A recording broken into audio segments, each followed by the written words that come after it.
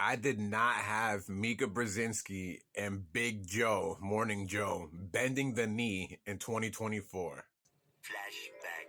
As Trump's fascism is the lead story every day, his cozying up to dictators, his obsession with Hitler that has now come out, what he has said about our veterans, and what he wants to do with the military against his political adversaries.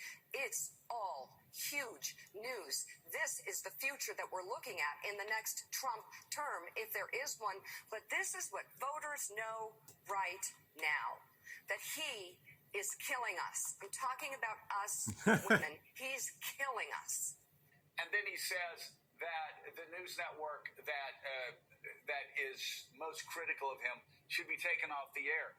This is not a reach. I could go back and talk about Nazi Germany, and I do it without any concerns whatsoever. And if people can't start drawing the parallels, well, you're just stupid, or you have your head in the sand, or you're one of them.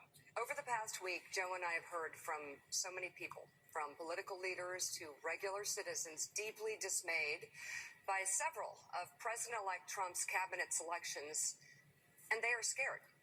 Last Thursday, we expressed our own concerns on this broadcast and even said we would appreciate the opportunity to speak with the president-elect himself. On Friday, we were given the opportunity to do just that. Translation, our ratings have tanked and our bosses told us to become actually less partisan. This is just a concession speech. It's funny, all these years, he's Hitler this, Hitler that, but now they're gonna go meet with Hitler? So is any of that even true? On Friday, we were given the opportunity to do just that. Joe and I went to Mar-a-Lago to meet personally with President-elect Trump. It was the first time we have seen him in 7 years. Now, we talked about a lot of issues, including abortion, mass deportation, threats of political retribution against political opponents, and media outlets. We talked about that a good bit. And it's going to come as no surprise to anybody who watches this show, has watched it over the past year or over the past decade, that we didn't see eye to eye on a lot of issues, and we told him so. So you mean you were calling him fascist and Hitler, saying he was going to be a dictator, saying that he was killing all of us, all women, so it was had nothing to do with none of that. What we did agree on was to restart communications.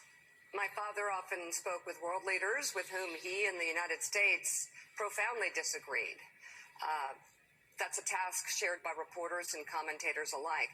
We had not spoken to President Trump since March of 2020, other than a personal call Joe made to Trump on the morning after the attempt on his life in Butler, Pennsylvania.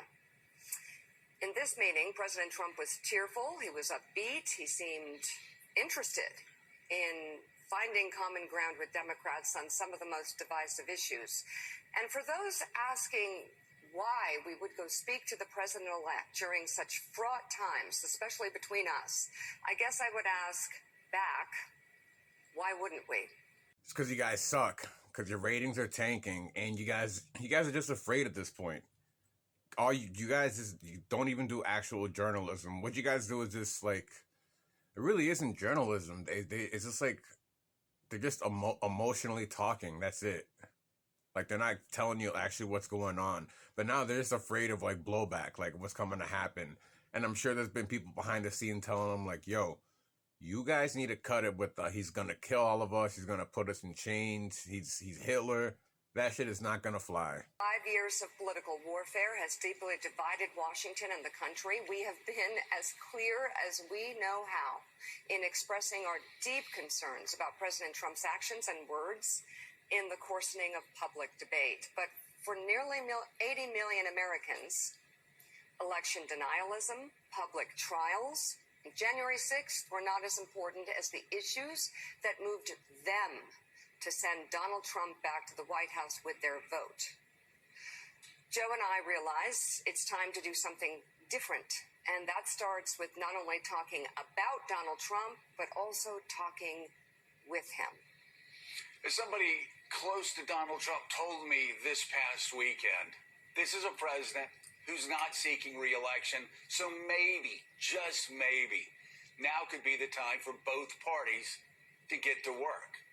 And I know, given the jarring headlines that we read every day, that may seem like a stretch, but think about this.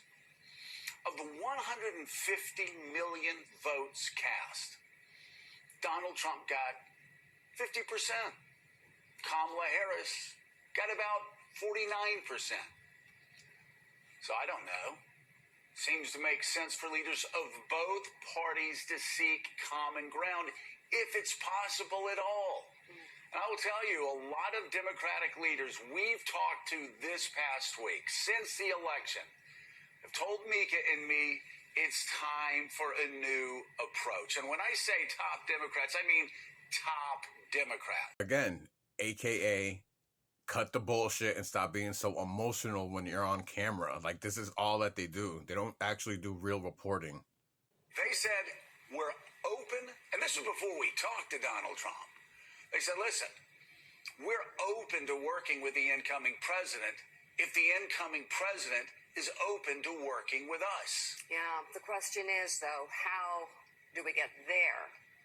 Hyperbole and personal attacks will not work. My hair on fire doesn't work. We've all seen that. What also does not work is threatening political opponents with arrest, harassment, and even jail. That is a failed path. Recent history has proven that impeachments and trials turn those on trial into political martyrs and only make them more popular with the American people. Just ask Bill Clinton and Donald Trump. We know this will be a consequential presidency. The question is whether it will be constructive.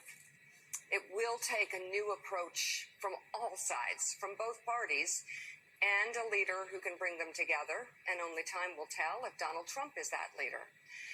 As for us, we also let him know that we will continue to speak truth to power and push back hard when called for, as we have with all presidents.